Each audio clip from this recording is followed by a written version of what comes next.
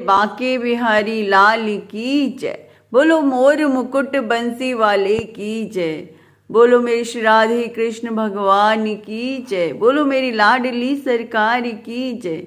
जय जय श्री राधे, जय जय श्री राधे। कैसे हैं आप सब लोग? मुझे उम्मीद है आप सब लोग बहुत अच्छे होंगे, खुश होंगे और अपनी अपनी लाइफ में बहुत ही अच्छे से इंजॉय करेंगे। और हमारे बिहारी जी की कृपा, हमारे राधे कृष्णा जी की कृपा आप सभी पर खूब जम जम कर बरस रही होगी। हाँ जी, खूब जम जम कर बरस रही होगी, खूब भर भर कर बरस रही होगी। और बरसेगी क्यों नहीं, हम उनमें इतना मन जो लगा रहे हैं ना, हम उनकी भगवत गीता भगवत कथा का पाठ जो कर रहे हैं, तो कृपा तो उनकी बरसेगी ही ना। ठीक है, वीडियो को एंड तक ज़रूर देखिएगा। वीडियो को लाइक शेयर सब्सक्राइब ज़रूर से कीजिएगा। And let's continue and stay connected. प्रेम से बोलिए आप सभी मेरे साथ, राधे राधे। प्रेम से बोलिए राधे राधे। मुझे उम्मीद है आप लोगों को भगवत गीता और भगवत कथा अत्यंत ही पसंद आ रही होगी और आप भगवत गीता और भगवत कथा का लाभ भी उठा पा रहे होंगे। ठीक है, आगे बढ़ते हैं, वीडियो को शुरू करते हैं। देखिए, आत्मा के विषय में अब जो आगे की बात है वो आगे अभी आत्मा के विषय में ही चलने वाली है। ये आत्मा खंडित तथा अघुलनशील है। मतलब आत्मा को इस प्रकार से डिफाइन किया है ना भगवान जी ने, कृष्णा जी ने, कि वो पूरे तरीके से आत्मा की एक सूक्ष्म से सूक्ष्म बात आपको समझाना चाहते हैं, बताना चाहते हैं। क्या समझाना चाहते हैं कि आत्मा किस प्रकार से कार्य करती है, क्या क्या चीज़ें हैं आत्मा के अंदर। क्या आत्मा खंडित हो सकती है? आत्मा को क्या हम खंडित कर सकते हैं? नहीं। आत्मा के छोटे छोटे पार्ट्स कैसे किए जा सकते हैं? वो खुद इतनी सूक्ष्म है, इतनी सी है बिल्कुल। हम उसके कैसे तो क्या ही कर सकते हैं? कैसे टुकड़े कर सकते हैं? बिल्कुल भी नहीं हो सकते उसके टुकड़े। ना ही उसके खंडित किया जा सकता है उसे, बिल्कुल भी। तो फिर इसे जलाया जा सकता है? ना, इसे जलाया भी नहीं जा सकता। जब अग्नि दी जाती है किसी व्यक्ति को, तो उसके अंदर से उसकी जो आत्मा होती है वो जल तो जाता है शरीर, बट आत्मा बाहर आ जाती है। डेट मीन्स आत्मा जल भी नहीं सकती है। ना ही उसको सुखाया जा सकता है, ना ही उसको भिगोया जा सकता है। पानी में क्या भिगो सकते हो आप उसे? नहीं, भिगोया भी नहीं जा सकता, उसे सुखाया भी नहीं जा सकता। यह शाश्वत है। शाश्वत यानी हमेशा से जो सत्य है, सर्वव्यापी है, अविकारी है, स्थिर तथा सदैव एक सा रहने वाला है। वो सर्वव्यापी है, मतलब सभी जगहों पर है आत्मा। अविकारी है, जिसका कोई भी विकार नहीं है, अविकारी है, स्थिर है तथा सदैव एक सा रहने वाला है। अणु आत्मा के इतने सारे गुण यही सिद्ध करते हैं कि आत्मा पूर्ण आत्मा का अणुवंश है। पूर्ण आत्मा यानी हमारे श्री कृष्ण भगवान, हमारे श्री राधे कृष्णा जी, हमारे बिहारी जी, हमारे श्री विष्णु भगवान जी। अणु आत्मा के इतने सारे गुण यही सिद्ध करते हैं कि आत्मा पूर्ण आत्मा का अणुवंश है और बिना किसी परिवर्तन के निरंतर उसी तरह बना रहता है। इस प्रसंग में कह रहे हैं कि बिना किसी परिवर्तन के, उसमें कोई परिवर्तन नहीं होता है और वो इसी प्रकार से बना रहता है। कौन? अणु आत्मा। इस प्रसंग में अद्वैतवाद का व्यवहार करना कठिन है, क्योंकि अणु आत्मा कभी भी परमात्मा के साथ मिलकर एक नहीं हो सकता। जो अणु आत्मा है वो कभी भी परमात्मा के साथ मिलकर के उसका एकाकार नहीं हो सकता।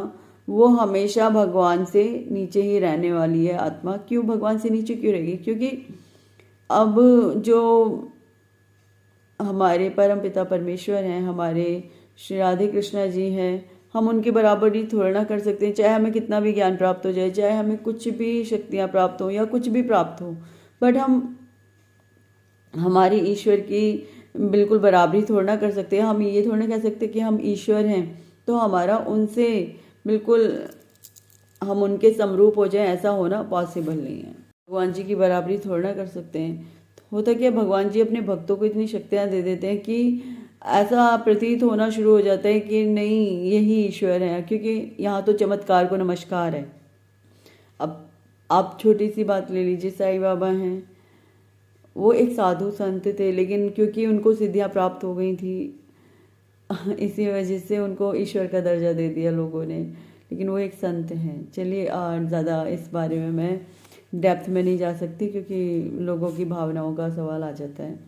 तो बस इतना ही कहूँगी कि भगवान जी क्या करते हैं, श्री राधे कृष्णा जी, कि जो उनके भक्त होते हैं उनको वो इतनी शक्तियाँ दे देते हैं कि हमको ये लगने लगता है कि सामने जो पर्सन है वो कोई संत नहीं है, इसके अलावा वो ईश्वर ही बैठे हुए हैं।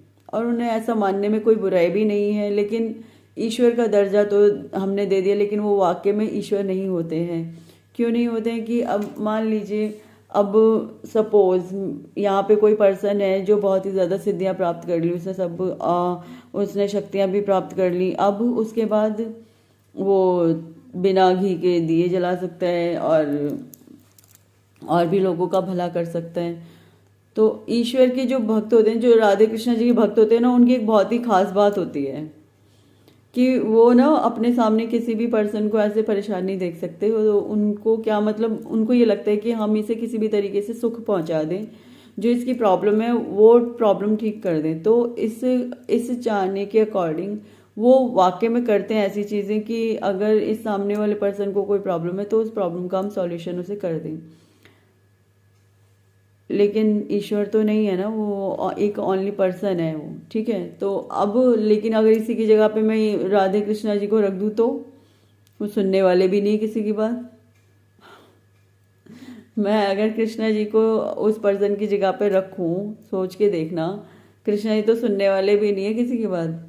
कहेंगे इसने बहुत पाप किए हैं, अभी इसे इसके कर्मों की सजा भुगतनी है, इसलिए इसको जो इसने मांगा है वो मैं नहीं दे सकता। जब इसके कर्मों का फल समाप्त होगा तब अच्छा समय आएगा, तब इसे ऐसी चीज़ें प्राप्त होंगी। हमारे कृष्ण भगवान ऐसे हैं। तो जो वाकई में ईश्वर है ना, वो थोड़े से कठोर भी हैं नियमों को लेकर के। क्यों कठोर हैं? वो चाहते हैं कि उनका भक्त निखरे, वो चाहते हैं कि जो उनकी संतानें हैं ना वो निखरे, वो निखर करके उभरे। लेकिन इनके जो भक्त होते हैं वो क्या है, वो इतने करुणामयी होते हैं, वो लोगों की परेशानी नहीं देख सकते। अब दोनों में देखो कितना अंतर हो गया। कृष्ण भगवान क्या करते हैं, उन्हें वो गुस्से में ऐसे हैं कि कई बार तो बस एक राधा रानी की बातों के आगे तो वो पिघल जाते हैं। बाकी तो वो तब तक नहीं पिघलते जब तक भक्त लगने ना लग जाए कि हाँ ये भक्त बनने की श्रेणी में आ चुका है, तब तक नहीं मानते। अब भक्त बनने की श्रेणियाँ क्या क्या हैं? भक्त बनने की कई श्रेणियाँ क्रॉस करनी पड़ती हैं, अदरवाइज तो ये देखे भी ना। इनका पता है बहुत ही अजीब रूल है, और किसी देवी देवता का कोई ऐसा रूल नहीं है। और किसी भी देवी देवता की आप जस्ट पूजा कीजिए और फल ले लीजिए, ठीक है। इनके रूल्स क्या है? इनके रूल्स क्या है, आप पूजा भी करोगे ना तो फल जब तक इनकी स्वयं का की इच्छा नहीं होगी ना, स्वयं का बिल्कुल मन नहीं हो जाएगा कि अब फल देना चाहिए, तब तक फल नहीं मिलने वाला आपको। नहीं, इनकी एक चीज़ और बहुत अच्छी है, अपने भक्त को अपने उसमें लगाने के लिए, लेकिन जिसको ये भक्त बनाना चाहे उसके साथ करते हैं ये चीज़, उसकी हर इच्छा को मान देते हैं ये तब। अब भक्त चाहे कोई भी इच्छा रखें, उसकी हर इच्छा को ये मान देते हैं। लेकिन हाँ, गलत इच्छा को भक्त की को भी मान नहीं दिया जाता, वो इच्छा सही होनी चाहिए बस। मैं जा कहाँ रही थी, टॉपिक कहाँ था और कहाँ पहुँच गई, लेकिन मैं वापस अपने टॉपिक पे जाऊँगी। मुझे याद है कि मुझे टॉपिक दूसरा लेना है, लेकिन अभी मैं कुछ चीज़ें समझा रही थी इनके विषय में और इनके भक्तों के विषय में कि ये क्यों पूरी दुनिया को नहीं देखते। मतलब पालन तो ये सभी का करते हैं, ऐसा नहीं है। एक बार लक्ष्मी माँ ने कहा कि तुम्हें कैसे पता कि सबका पालन हो रहा है, कहीं तो कोई रह ही जाता होगा। विष्णु भगवान जी से कहा कि आपको कैसे पता कि सबका पालन हो रहा है, कहीं तो कोई रह ही जाता होगा। तो विष्णु भगवान मुस्कुरा दिए, कुछ नहीं, वो उनकी आदत है, वो जल्दी से कुछ नहीं बोलते, तो क्या मुस्कुरा दिए कि हाँ ठीक है, तो मैं सबका पालन करता हूँ, ऐसी बात नहीं है। फिर कुछ नहीं, लक्ष्मी माँ ने अपनी बात सिद्ध करने के लिए एक छोटी सी नन्ही सी चींटी को ना एक डिब्बी, माचिस की डिब्बी में बंद कर दिया और मतलब और उसे छुपा करके रख लिया कि विष्णु भगवान जी को पता ना चले। ऐसा हो सकता है जगत के ईश्वर को उस चींटी के, नन्ही सी चींटी के बारे में ना पता चले? ऐसा हो ही नहीं सकता। तो फिर लक्ष्मी माँ ने जब उनको छुपा दिया, चींटी को छुपा दिया, उस छोटी सी चींटी को, तो रात बीत गई। रात मतलब समय बीत गया, पूरा दिन का, रात आ गई। तो इनका, हमारे कृष्णा जी का ऐसा वो है कि मनुष्य दिन में चाहे एक बार चाहे थोड़ा सा ही खाएगा, लेकिन खाएगा ज़रूर। जिसको मतलब, क्योंकि इनका काम है पालन करना, तो पालन के नियम के अंतर्गत मनुष्य चाहे थोड़ा ही खाएगा एक दिन भर में, लेकिन खाएगा ज़रूर। तो उस चींटी को अब लक्ष्मी माँ को लगा मैंने तो छुपा लिया, अब इनको पता नहीं चलेगा। अब हुआ क्या, रात बीती तो लक्ष्मी माँ ने पूछा कि आपने सभी को भोजन करा दिया प्रभु? विष्णु भगवान जी बोले हाँ, मैंने सभी को भोजन करा दिया, और एक बार सोच लीजिए कोई रह तो नहीं गया। विष्णु भगवान जी ने कहा नहीं प्रिय, मैंने सबको देख लिया, सबने खा लिया भोजन, सबने कर लिया कि एक रह गया है। कि कौन रह गए हैं? कि इस माचिस की डिब्बे में मैंने एक चींटी छुपाई थी, वो रह गई है प्रभु मुस्कुरा दी, कहते हैं अच्छा। उन्होंने जैसी डिब्बी खोली, देखा तो उसमें कुछ चीनी के दाने पड़े हुए थे, जिन्हें चींटी खा रही थी बड़े इत्मीनान से। तो लक्ष्मी जी कहती हैं कि प्रभु आप धन्य हैं, वाकई में इस संसार में एक चींटी तक का भी आप ख्याल रखते हैं कि एक नन्ही सी चींटी को भी उसका भोजन प्रॉपर मिलना चाहिए, वो भी ख्याल आप रखते हैं। तो हमारे ईश्वर, हमारे श्री राधे कृष्णा जी, हमारे श्री विष्णु भगवान जी, हमारे श्री बिहारी जी ऐसे हैं कि इनका जो मोटो है, एक तो लोगों का पालन करना तो है ही है कि भाई पालन तो करना ही करना है, सबको भोजन मिलना ही चाहिए, कुछ भी क्यों ना हो सबको भोजन मिलना ही चाहिए, ये इनका कार्य है पूरे तरीके से। और पालन करना कि हाँ मुझे मेरे जगत की, मेरी सृष्टि का पालन करना है अच्छे तरीके से, ठीक है। क्योंकि ब्रह्मा जी का कार्य क्या है, सृष्टि की रचना करना है, और शिव बाबा का कार्य क्या है, वो काल के देवता है। तो आप समझ गए होंगे मैं क्या कहना चाह रही हूँ, ठीक है। इसके अलावा हमारे विष्णु भगवान जी का कार्य क्या है, जगत का पालन करना। लेकिन इन्हीं का जो दूसरा रूप है ना बिहारी जी का, उनका कार्य क्या है, उनका कार्य इस जगत से बिल्कुल अलग है। उनका कार्य इस सब चीज़ों में कोई इंक्लूड नहीं है।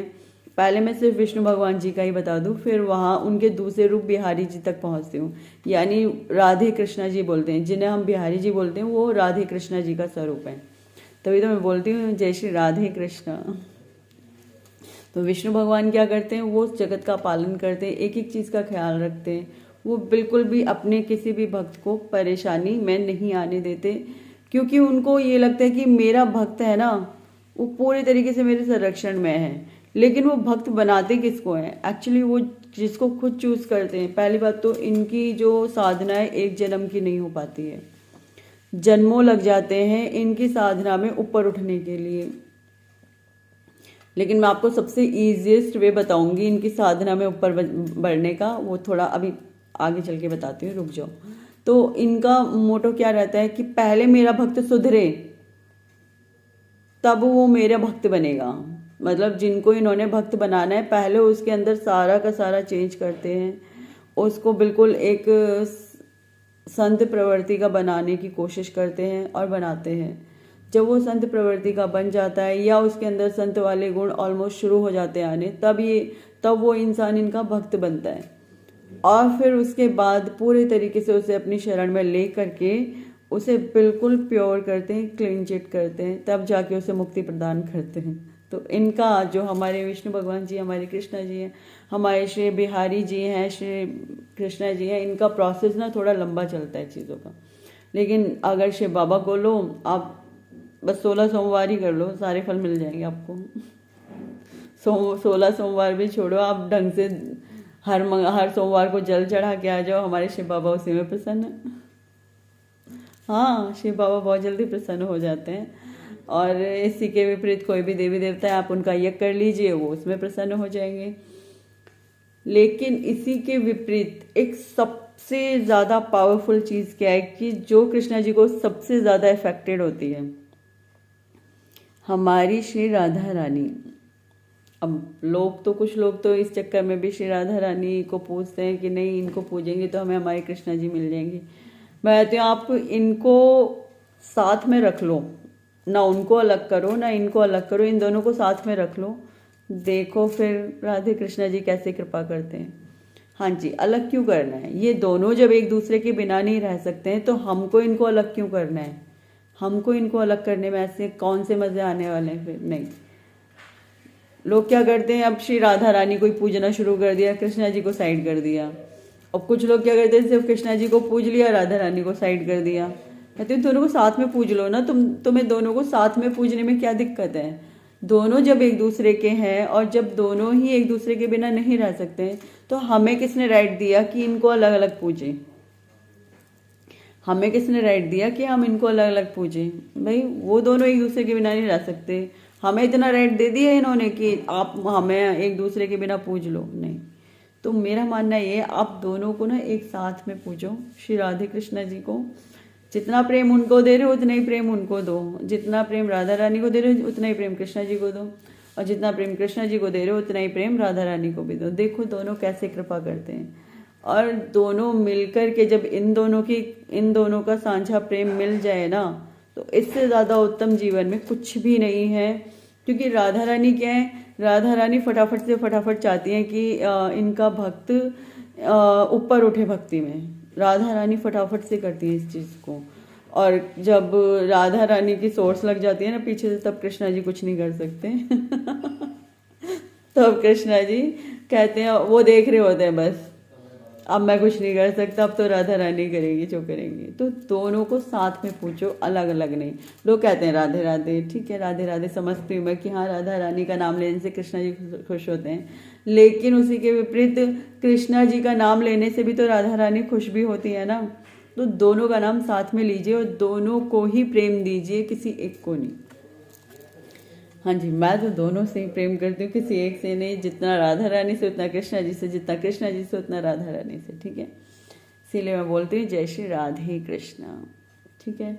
और होता क्या है कि जब राधा रानी का प्रेम आपको मिल जाए एक बार, अगर उनकी कृपा आप पर हो जाए ना, राधा रानी जी की कृपा, उसके बाद कृष्णा जी और राधा रानी को जब हम साथ में पूछ रहे होते हैं, तो कृष्णा जी कृपा करने से पीछे नहीं हटते हैं बिल्कुल भी, क्योंकि वचनबद्ध हैं।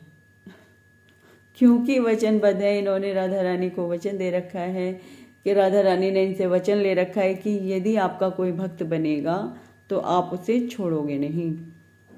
अब लेकिन ये क्या करते हैं कि जैसे मान लो इनका कोई भक्त बना, अब भक्ति में वो नहीं ज़्यादा समय टिक पाया और नीचे गिर गया।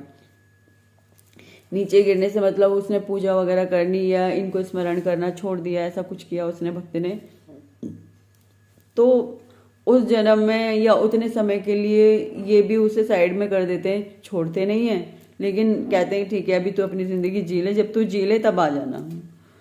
इनका ऐसा रूल है कि ये कहते हैं कि अगर तुम्हें अपनी ज़िंदगी जीनी है ना तो अपनी ज़िंदगी जियो, लेकिन अगर अच्छे प्रकार से जी रहे हो, अच्छे कर्मों के साथ में जी रहे हो, तो ये अपनाते हैं पूरे तरीके से। और जो भक्त इनको याद कर रहा है उसको अपना लेते हैं पूरे तरीके से। लेकिन आप अगर अच्छे कर्म नहीं कर रहे हो और ना ही इनका स्मरण, तो फिर कैसे ही होगा? जब अच्छे कर्म नहीं कर रहे हो तो इनका स्मरण भी नहीं होगा, तो फिर ये कैसे अपनाएंगे? तो लेकिन जब भक्त अच्छे कर्म कर रहा है, प्लस में इनको स्मरण भी कर रहा है पूरे अच्छे तरीके से, एक तो है बस भक्त अच्छे कर्म कर रहा है लेकिन स्मरण नहीं कर रहा, ये फिर भी ख्याल रख लेते हैं कि चलो अच्छे कर्म कर रहा है। लेकिन अगर भक्त अच्छे कर्म कर रहा है, सरल हृदय का है और तब इन्हें स्मरण कर रहा है, तब इनकी कृपा और राधा रानी की कृपा ऐसे बरसती है ना कि इंसान भीग जाता है पूरा का पूरा। चलिए, मैंने जो समझाना था कि ये किस प्रकार से अपने भक्तों को ऊपर उठाते हैं या अपने भक्तों को अपनी शरण में लेते हैं, जो मैंने ही समझाना था टॉपिक आपको समझा दिया। अब आगे मैं टॉपिक पे आती हूँ, आत्मा। तो जो आत्मा को जो सिद्धियां प्राप्त हो जाती हैं, तो लगता हमें ऐसे है कि जो ये इंसान है ये ईश्वर है, लेकिन वो एक्चुअली में ईश्वर नहीं होते हैं, क्योंकि ईश्वर तो बहुत ही कठोर है हमारे। मैं बुराई नहीं कर रही हूँ, मेरे राधे कृष्ण जी, मैं बुराई कैसे कर सकती हूँ? लेकिन जो सत्य है वो मैं बता रही हूँ। हमारे जो विष्णु भगवान जी हैं बहुत ही ज़्यादा कठोर भी हैं। जब तक भक्त पूर्ण रूप से निष्ठा से अगर उनके उसमें नहीं आएगा सानिध्य में, तब तक वो नहीं अपनाते हैं भक्त को। मतलब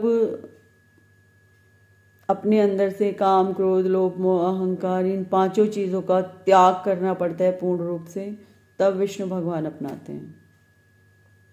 लेकिन अगर हमारी राधा रानी की कृपा हो जाए तो वो चुटकी बजाते ही काम हो जाता है। जो काम सालों का है वो काम मुश्किल से 10 दिन का होता है फिर। ठीक है।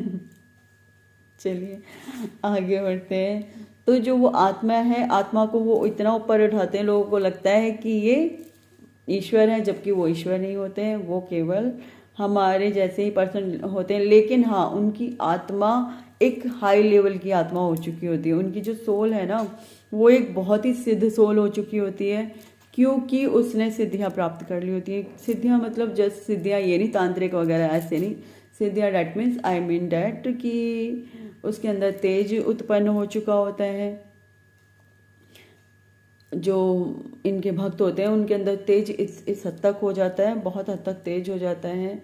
जो कहते हैं वो सत्य हो जाता है, जो सोचते हैं वो सत्य हो जाता है। किसी के लिए प्रेयर कर दें कि हाँ नहीं ईश्वर आप इनका भला कीजिए, या कह भी दें कि आपका भला होगा, तो ऑफकोर्स उनका भला होता है। ये अपने भक्तों के अंदर इतनी शक्तियाँ, इतनी पावर्स दे देते हैं। ठीक है, और ऐसा नहीं है मैं ऐसे कह रही हूँ, सारी की सारी बातें एकदम सच हैं। ठीक है, अब आगे बढ़ते हैं। क्योंकि अणु आत्मा कभी भी परमात्मा के साथ मिलकर एक नहीं हो सकता। भौतिक कल्मश से मुक्त होकर अणु आत्मा भगवान के तेज की किरणों की आध्यात्मिक स्फुलिंग बनकर रहना चाह सकता है।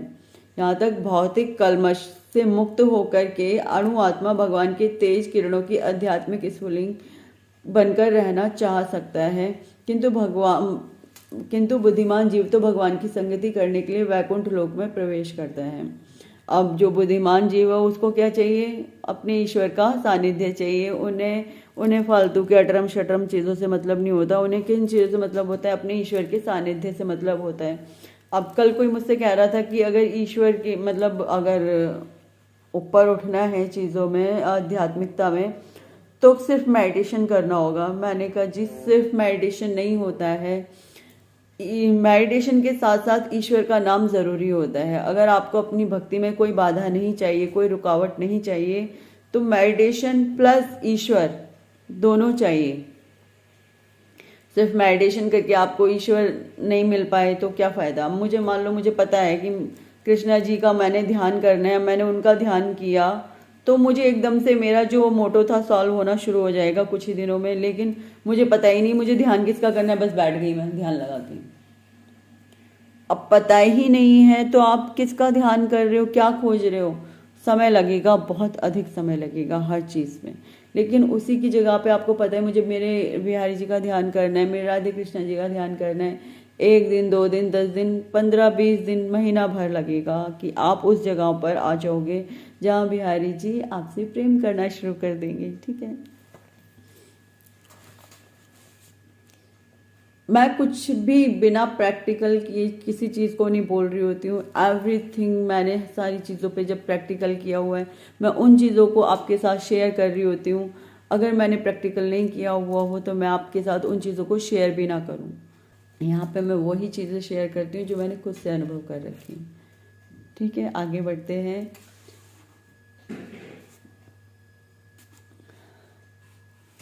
सर्वगत शब्द महत्वपूर्ण है क्योंकि इसमें कोई संशय नहीं है कि जीव भगवान की समग्र सृष्टि में फैले हुए हैं।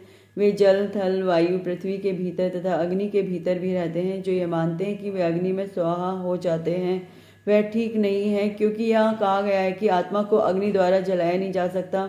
अतः इसमें संदेह नहीं कि सूर्यलोक में भी उपयुक्त प्राणी निवास करते हैं। यस ऑफकोर्स, सूर्यलोक में भी प्राणी निवास करते हैं। यदि सूर्यलोक निर्जन हो तो सर्वगत शब्द निरर्थक हो जाएगा। एक बार बताओ, हम कहते नहीं सूर्यदेव की पत्नी भी है, सूर्यदेव के बच्चे भी हैं, तो क्या सूर्यलोक में क्या लोग नहीं रह रहे? ठीक है, लेकिन उनको इतनी पावर दी जाती है कि वो सूर्य की ऊष्मा को झेल ले। लेकिन जो आत्मा है वो ना सूर्य के उससे मरती है, ना किसी चीज़ से मरती है। आत्मा ना किसी तेज से मर सकती है, ना किसी चीज़ से, बस उसकी मुक्ति हो जाती है। तो मुक्ति होके भी कहीं ऐसे नहीं है भगवान जी यार भगवान जी के अंदर पानी में चीनी मिक्स हो गई, ऐसे नहीं होता। मुक्ति का मतलब होता है कि वो उस लोक में चली जाती है जो आध्यात्मिक लोक होता है। मुक्ति का मतलब ये होता है। ठीक है, मुक्ति का मतलब ये कभी भी नहीं होता भगवान जी आए, आत्मा यहाँ से ही घुस गई, ऐसे मुक्ति नहीं होती। ठीक है, भगवान जी क्या करते हैं, उस आत्मा को भगवान जी स्वयं आते हैं लेने के लिए, लेकर के उसे अपने साथ अपने लोक में ले जाते हैं, ये मुक्ति होती है।